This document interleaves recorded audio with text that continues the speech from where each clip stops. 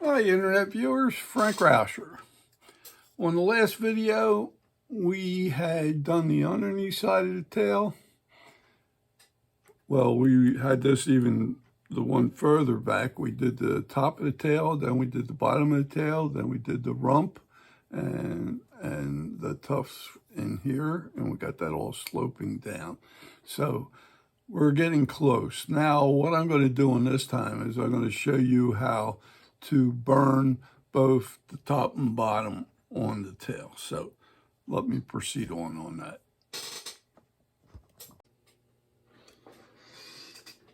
Okay, here we go. I'll let that warm up for a second. Here's what I want to do. Again, I'm going to put my magnifiers on. They really help me a lot. If anybody's interested in getting a pair of magnifiers, I have ones with lights on them too, and they're very nice. I'm going to put right down the middle of this feather a quill, okay? Then I'll have a quill off of this one here, and you're really not going to see them over here. And then I'm going to put a quill here, and here will be like the first two. And then on the bottom side, I'm going to have a quill coming right down the center of this feather, and right down the center of this one. And after we did all of this, this should have been sanded, okay? So you're ready for burning. Now, like we did in other cases, I'm going to get a rest again. Instead of burning where I burn from the outside in, on the tail feathers, we're going to burn from the inside out. But I'm going to put the quills in first. So I'm going to lay this in here, and I bring the quill right on down. And I'm going to pick it up on this side, this side,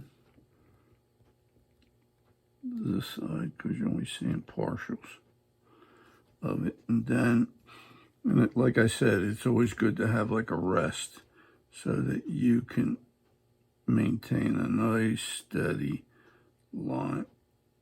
I sort of drifted a little bit there, but we'll live with it. There you go. And now I'm going to come back, and remember, you're 45 in from the center out.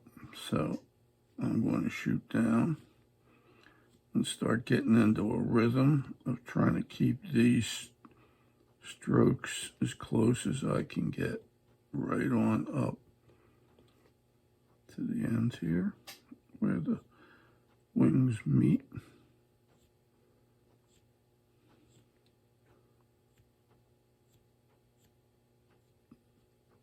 Like so.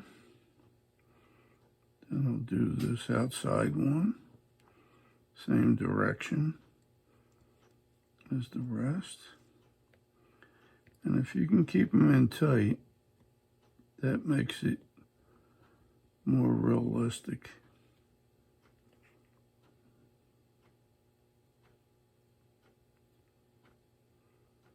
And I come along that quill, I'm going to do this one as well. Come up to the quill and stop there.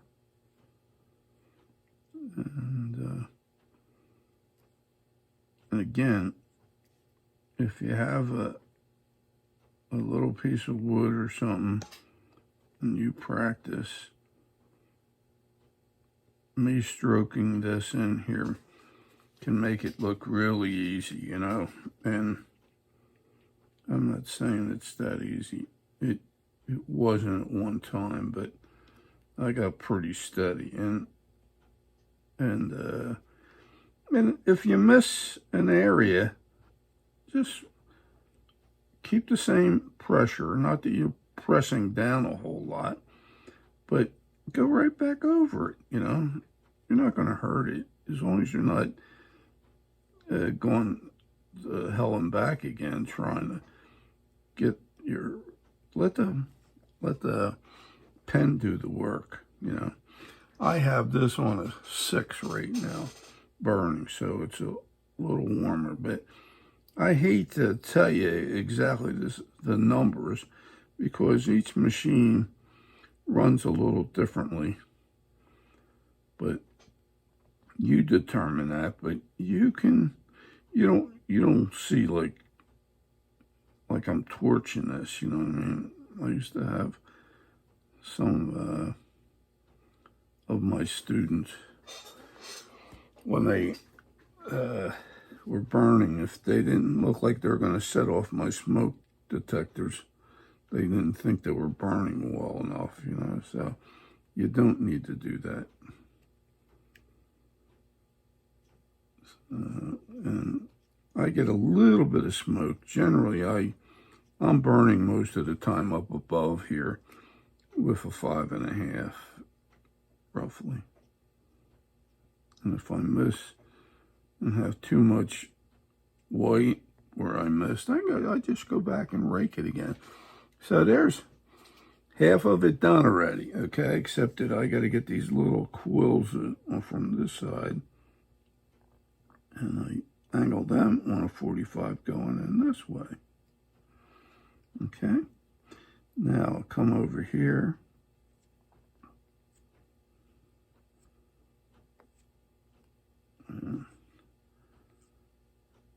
If you notice, I'm jumping around, but just as long as you're going on the same angle and you're not pressing so hard, you're keeping the same depth of burn then.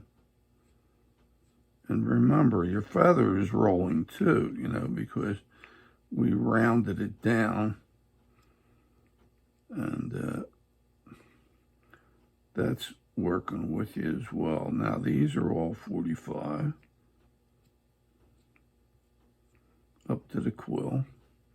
Then I got a little quill back here, so everything's basically going in the same direction. If it looks like I got more white between lines here, I'll go back and just lightly rake it over.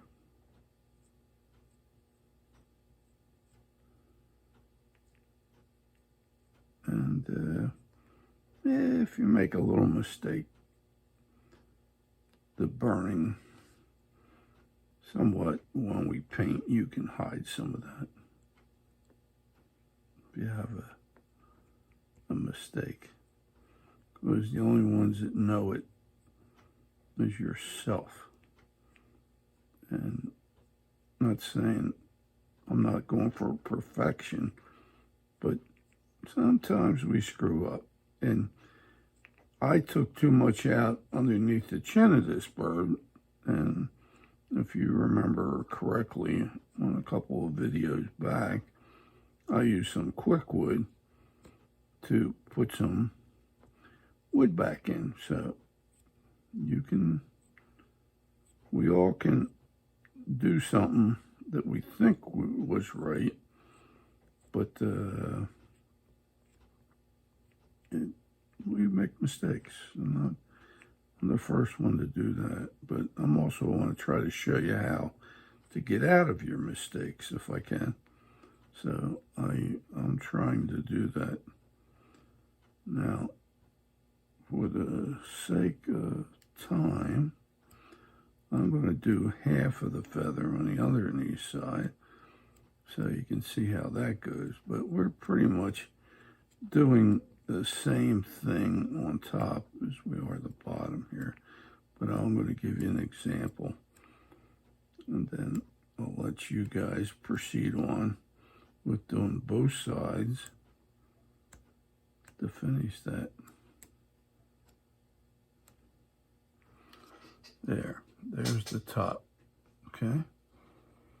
And if you missed a spot, which is what I did here, I'm going to go back in a little bit and just keep the same direction just to get in under that wing. Now, here's the underneath side. I'm going to start on this side, on the underneath side here. 45 in front of the quill.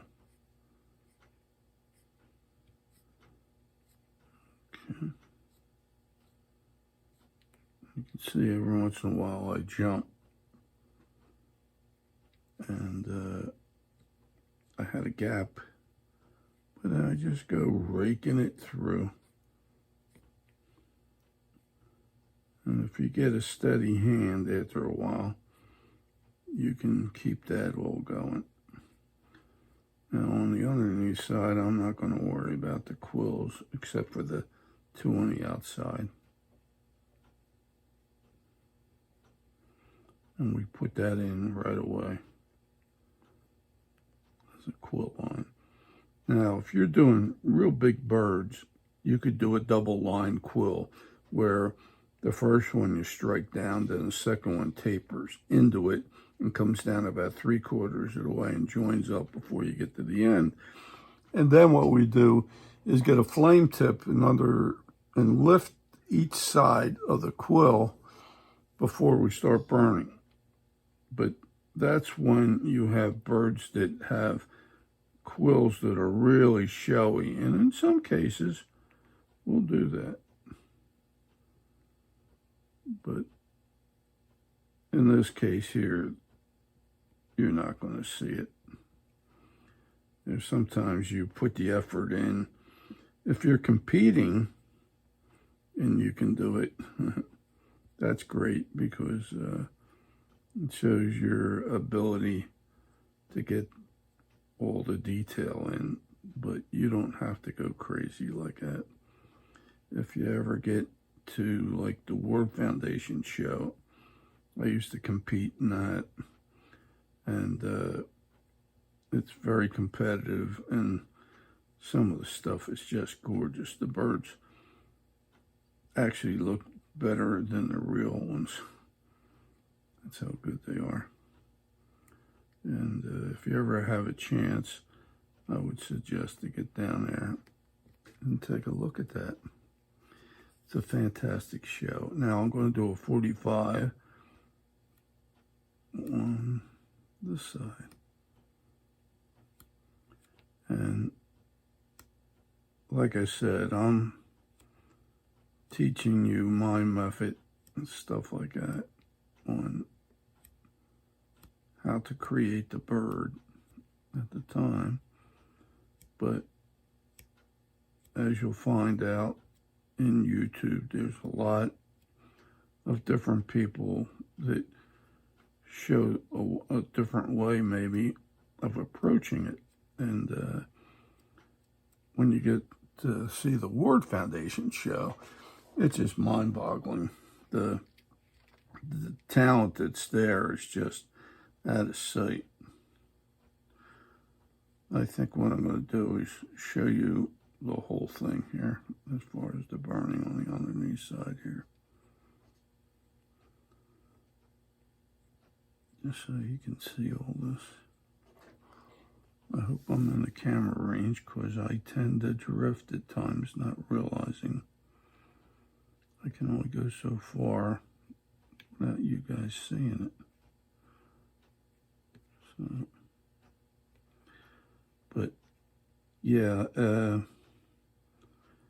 I know on YouTube, I just saw somebody that filmed, I don't know what year it was, of the Ward Foundation, but it's well done, the video, and it's the Ward Foundation in Ocean City, Maryland. And if you got an opportunity, watch it. But the better opportunity is, I think it's the last weekend in April. And if you want to see some of the finest bird carvings, you got people competing from, well, I'd say a lot of countries. And it's just mind-boggling what you see. There's interpretive, there's the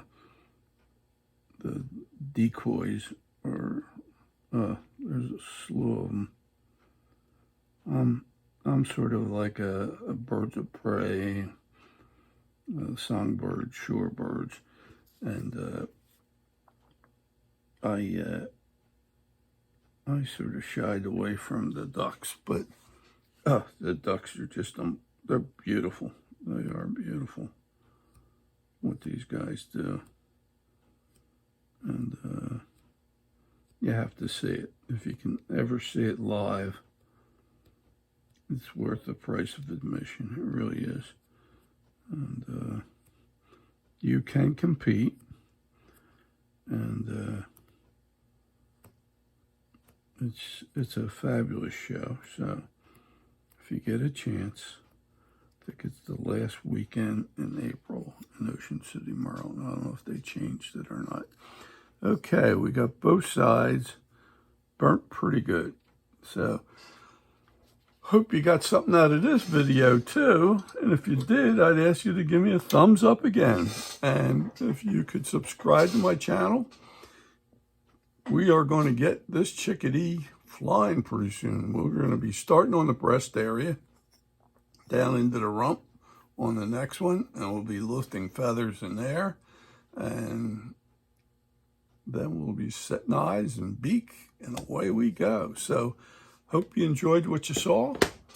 And if you have any friends or anything that are interested in realistic bird carving, I would ask you to put them onto my channel. And hopefully they'll enjoy it as well. So see you on the next video.